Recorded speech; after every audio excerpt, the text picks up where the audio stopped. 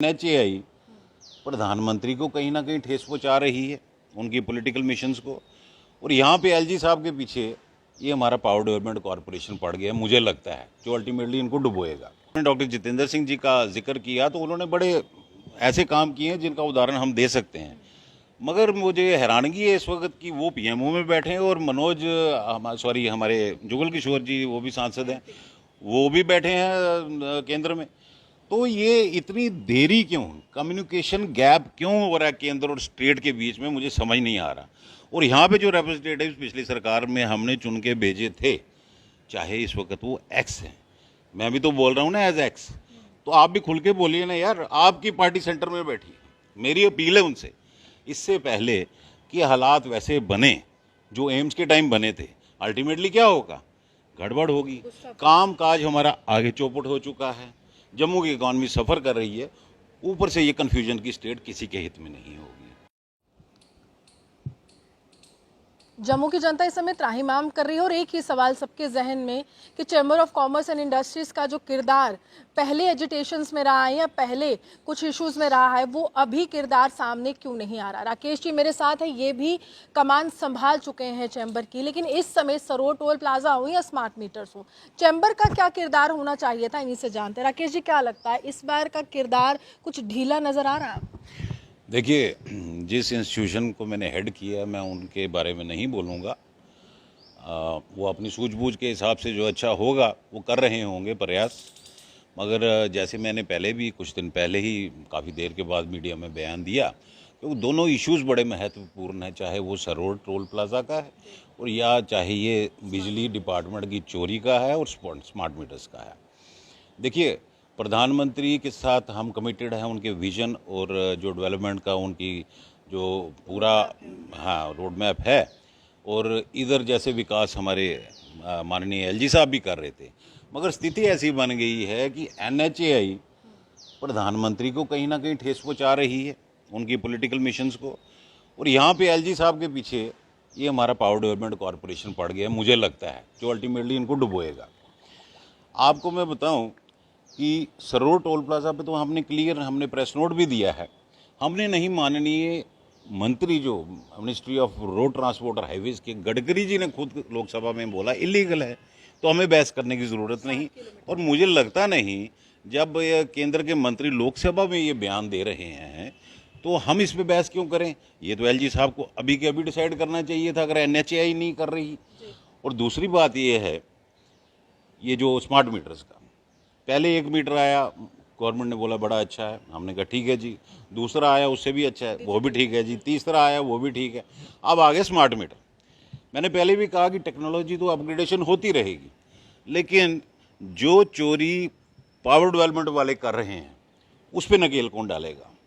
जहाँ प्रशासन करप्शन के खिलाफ वादे करता है रोज़, क्या एक्शन लिया है इन्होंने। खुद ही एक बोर्ड डिपार्टमेंट वाले बोल रहे हैं मीटर रीडिंग्स पहले गलत होती थी, अब ज़्यादा चढ़ गई। तो भैया, पब्लिक ने नहीं, आपके डिपार्टमेंट ने चढ़ाई, उसके ऊपर कुछ नहीं। आपने हज़ारों करोड़ों रुपए का सामान जो हमारे प्रधानमंत्री जी के विजन और इनिशिएटिव के साथ जम्मू कश्मीर के लिए पिछले 9 साल में आया, वो पुराना सामान का क्या डिस्पोजल किया, उन मीटर्स का, उन केबल्स का, उन सॉलिड आयरन पोल्स का। आपने हज़ारों करोड़ों का सामान के हज़ारों में बेच दिया कबाड़ में, ये क्या किया। यहाँ अकाउंटेबिलिटी नाम की चीज़ ही नहीं रह रही। और ये कहते हैं कि पहले चोर थे, हम मान लेते हैं पहले चोर थे, हम डिबेट में क्यों पड़े, अब क्या डाकू बैठे हैं यहाँ पे। तो मुझे लगता है कहीं ना कहीं प्रशासन की गलती है। मैंने कुछ दिन पहले भी कहा, आप हर लेन में स्मार्ट मीटर के साथ पुराना मीटर भी लगा रहने दीजिए, 4 घरों में एक लेन में लगा लीजिए फॉर सेटिस्फैक्शन ऑफ कस्टमर्स। और अभी तक इन्होंने टोल फ्री कोई नहीं दिया कि किसी की लाइट ख़राब हो जाए तो पीडीसी के पास हेल्पलाइन नंबर नहीं है। आपका एमसी डाउन हो जाए, इतनी चर्बी चढ़ गई है इनके स्टाफ को, वो फ़ोन ही नहीं उठाएंगे, वो दूसरे दिन आएंगे और हमारे कंज्यूमर सफ़र करते रहेंगे।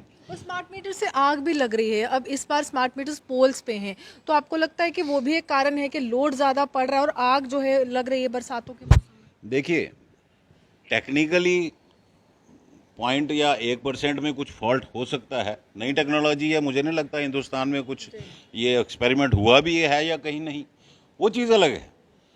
आप पिछले 9 साल में देखिए आपकी केबल्स कितनी बार चेंज हुई, वो किसने सर्टिफाई की थी। मैंने उस दिन उदाहरण भी दिया कि जब जवाहर टनल पुरानी ज़माने में बना था तो जर्मन के इंजीनियर्स ने बोला 100 साल के बाद ही केबल चेंज कर लेना, शायद ख़राब हो जाए। तो आप वो कौन लोग थे जो पैसा खा गए? किसने क्वालिटी पास की? ये लोगों के पीछे क्यों पड़े हैं? और ऊपर से प्रशासन ढोस दिखाता है कि हम सस्ती बिजली देते हैं।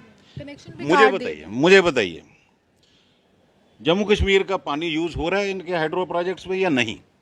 अब जम्मू कश्मीर का नाम आएगा तो पॉलिटिक्स क्यों? क्या कावेरी वाटर डिस्प्यूट नहीं है? कौन सी स्टेट है जिसमें डिस्प्यूट नहीं है? वर्ल्ड ओवर डिस्प्यूट चलते हैं। तो ये ढोंस दिखाना अपनी चोरियां छुपाने के लिए, ये इनके हित में नहीं होगा प्रशासन के, और ना ही केंद्र के हित में चैम्बर होगा। के इस समय अधिकारी या जिस समय तमाम जो लोग हैं जिनके पास विभिन्न पद है, जिम्मेदारी है, वो सड़कों पर नजर नहीं आ रहे हैं। हाल ही में जो चैम्बर के प्रधान है वो कहते हैं कि मैं डॉक्टर जितेंद्र सिंह जी को चिट्ठी लिख दी है सरोवर टोल प्लाजा के लिहाज से। क्या चिट्ठी लिखना महज सही था या लोगों का समर्थन करते हुए सड़कों पर आना? देखिए, मैंने पहले भी बोला, मैं उस पर टिप्पणी नहीं करूंगा।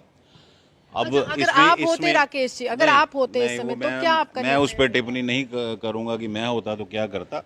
मैं एज एक्स प्रेसिडेंट अपना किरदार, जो फैक्ट्स एंड फिगर सामने रख रहा हूं लोगों के, वो कर रहा हूं। आपने डॉक्टर जितेंद्र सिंह जी का जिक्र किया, तो उन्होंने बड़े ऐसे काम किए हैं जिनका उदाहरण हम दे सकते हैं। मगर मुझे हैरानगी है इस वक्त कि वो पीएमओ में बैठे हैं और मनोज, सॉरी, हमारे जुगल किशोर जी, वो भी सांसद हैं, वो भी बैठे हैं केंद्र में। तो ये इतनी देरी क्यों? कम्युनिकेशन गैप क्यों हो रहा है केंद्र और स्टेट के बीच में? मुझे समझ नहीं आ रहा। और यहाँ पे जो रिप्रेजेंटेटिव्स पिछली सरकार में हमने चुन के भेजे थे, चाहे इस वक्त वो एक्स हैं, मैं भी तो बोल रहा हूँ ना एज एक्स, तो आप भी खुल के बोलिए ना यार, आपकी पार्टी सेंटर में बैठी है। मेरी अपील है उनसे, इससे पहले कि हालात वैसे बने जो एम्स के टाइम बने थे, अल्टीमेटली क्या होगा? गड़बड़ होगी। काम काज हमारा आगे चौपट हो चुका है, जम्मू की इकॉनमी सफ़र कर रही है, ऊपर से ये कन्फ्यूजन की स्टेट किसी के हित में नहीं होगी। मैं आपके माध्यम से प्रधानमंत्री से, माननीय होम मिनिस्टर ऑफ इंडिया से और एलजी साहब से रिक्वेस्ट करता हूँ और अपील कर रहा हूँ कि समय है, एक्ट कीजिए प्लीज़। देखिए, साफ तौर पर ये समय जो है चुनावों का भी है, लेकिन ये समय जो है लोगों की जेब पर एक बड़ी सेंध लगाने का भी बनता हुआ नजर आ रहा है। जहां लोग आर्थिक रूप से कमजोर महसूस हो रहे हैं, तो वहीं एक तरह से बोझ डालने का काम उपराज्यपाल का प्रशासन कर रहा है। और केंद्र सरकार की तमाम योजनाएं जो यहाँ पर लागू होती हैं, लेकिन जो बयान जो संसद में नितिन गडकरी देते हैं, केंद्रीय परिवहन मंत्री, वो धरातल पर सही सिद्ध नहीं होते हैं, जिसके बाद सवाल निशान उठाना लाजमी हो जाता है। आप यूँ हमारे साथ बने, देखते विश्व जुम्मन सुहानी।